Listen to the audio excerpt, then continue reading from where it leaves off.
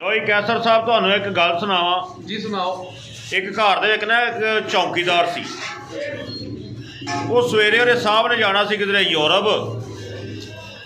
ਉਹ ਜਨਾਬ ਉੱਠਿਆ, ਸਾਹਿਬ ਉਹਦਾ ਤਿਆਰ ਸ਼ਿਆਰ ਹੋਇਆ, ਕੱਪੜੇ ਕੁਪੜੇ ਪਾ ਕੇ ਗੱਡੀ 'ਚ ਬਹਿਣ ਲੱਗਿਆ ਤਾਂ ਉਹਨੇ ਆਪਣੇ ਚੌਕੀਦਾਰ ਨੇ ਕਿਹਾ, ਸਾਹਿਬ ਜੀ ਤੁਸੀਂ ਨਾ ਜਾਓ, ਜਿਹੜਾ ਨਾ ਮੈਂ ਰਾਤੀ ਖਾਬ ਵੇਖੀ ਹੈ ਜਨਾਬ ਕਿ ਤੁਸੀਂ ਜਿਹੜੇ ਜਹਾਜ਼ 'ਚ ਬੈਠੇ ਹੋ ਜਹਾਜ਼ ਤਬਾਹ ਹੋ ਗਏ। ਅੱਛਾ ਜੀ।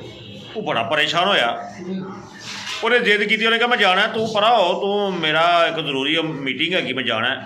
ਉਹਨੇ ਕਿਹਾ ਸਾਹਿਬ ਜੀ ਨਾ ਜਾਓ, ਤੁਹਾਡੀ ਮਿਹਰਬਾਨੀ ਹੈ, ਮੈਂ ਤੁਹਾਡੇ ਅੱਗੇ ਹੱਥ ਜੋੜਨਾ ਵਾ। ਸਾਹਿਬ ਨਹੀਂ ਮੰਨਿਆ, ਨਾ ਮੈਡਮ ਮੰਨੀ ਹੈ। ਉਹਨੇ ਜਨਾਬ ਗੱਡੀ ਦੇ ਅੱਗੇ ਲੰਮਿਆ ਪੈ ਗਿਆ। ਵਫਾਦਾਰ ਸੀ ਆਪਣੇ ਮਾਲਕ ਦਾ। ਠੀਕ ਹੋ ਗਿਆ। ਗੱਡੀ ਦੇ ਅੱਗੇ ਲੰਮਿਆ ਪੈ ਗਿਆ, ਕਹਿੰਦਾ ਮੈਂ ਤਾਂ ਨਹੀਂ ਜਾਣ ਦੇਣਾ, ਮੇਰੇ ਉੱਤੋਂ ਦੀ ਗੱਡੀ ਲੰਘਾ ਕੇ ਤੁਸੀਂ ਲੈ ਜਾਓ।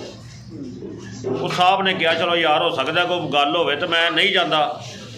ਉਹਨਾਂ ਉਹਦੀ ਮੰਨ ਲਈ। ਸਾਹਿਬ ਅੰਦਰ ਟੁਰ ਗਿਆ। ਰਾਤ ਜਨਾਬ ਪਈ ਹੈ ਅਤੇ ਟੀ ਵੀ 'ਤੇ ਖਬਰ ਆ ਗਈ ਕਿ ਜਿਹੜਾ ਫਲਾਣੇ ਨੰਬਰ ਦਾ ਜਹਾਜ਼ ਹੈ ਨਾ ਉਹ ਤਬਾਹ ਹੋ ਗਿਆ। ਉਹਨਾਂ ਜਨਾਬ ਚੌਕੀਦਾਰ ਨੂੰ ਬੁਲਾਇਆ।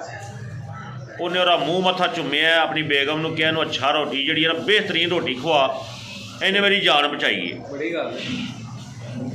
ਹੁਣ ਰੋਟੀ ਖਾਧੀ ਉਹਨੇ ਕਿਹਾ ਜੀ ਹੋਰ ਕੁਝ ਖਾਣਾ? ਉਹਨੇ ਕਿਹਾ ਜੀ ਨਹੀਂ।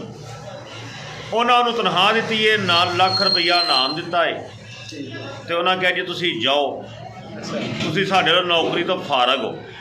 ਉਹ ਕਿਉਂ? ਹੁਣ ਦੱਸੋ ਉਹਨਾਂ ਨੌਕਰੀ ਤੋਂ ਫਾਰਗ ਕਰ ਤੋਂ ਕੀਤਾ ਹੈ? ਉਹਨੇ ਪੁੱਛਣਾ ਕਿਉਂ? ਇੱਕ ਇਨਾਮ ਵੀ ਦਿੱਤਾ ਹੈ, ਤਨਖਾਹ ਵੀ ਦਿੱਤੀ, ਨੌਕਰੀ ਤੋਂ ਫਾਰਗ ਵੀ ਕੀਤਾ ਹੈ। ਉਹ ਇਸ ਵਾਸਤੇ ਕੀਤਾ, ਉਹ ਕਹਿੰਦਾ ਮੇਰਾ ਕਸੂਰ ਕੀ ਹੈ, ਮੈਂ ਤੁਹਾਡੀ ਜਾਨ ਬਚਾਈ ਹੈ। ਕਹਿੰਦਾ ਜਾਨ ਬਚਾਉਣ ਦੇ ਤੈਨੂੰ ਪੈਸੇ ਦਿੱਤੇ ਨੇ ਅਤੇ ਤੈਨੂੰ ਨੌਕਰੀ ਤੋਂ ਇਸ ਵਾਸਤੇ ਕੱਢਣ ਡਿਆ ਕਿ ਚੌਕੀਦਾਰ ਦਾ ਕੀ ਕੰਮ ਹੈ ਰਾਤ ਨੂੰ ਸੌਣਾ। ਅੱਛਾ। ਚੌਕੀਦਾਰ ਦਾ ਕੰਮ ਹੈ ਰਾਤ ਨੂੰ ਡਿਊਟੀ ਦੇਣੀ, ਉਹਦਾ ਕੰਮ ਨਹੀਂ ਕਿ ਰਾਤ ਨੂੰ ਨੀਂਦਰ ਪੂਰੀ ਕਰਨੀ। ਉਹਨਾਂ ਜਨਾਬ ਇਸ ਵਾਸਤੇ ਅੱਜ ਕੱਲ੍ਹ ਸਾਡੇ ਚੌਕੀਦਾਰ ਵੀ ਇੰਝ ਕਰਦੇ ਪਏ ਨੇ, ਆਪ ਸੌਂ ਜਾਂਦੇ ਨੇ ਅਤੇ ਸਵੇਰੇ ਉੱਠ ਕੇ ਕਹਿੰਦੇ ਨੇ ਮੈਂ ਇੱਥੇ ਹੀ ਸਾਂ, ਮੈਂ ਕਿਧਰੇ ਵੀ ਨਹੀਂ ਗਿਆ, ਮੈਂ ਤਾਂ ਇੱਥੇ ਸਾਂ। ਠੀਕ ਹੋ ਗਿਆ।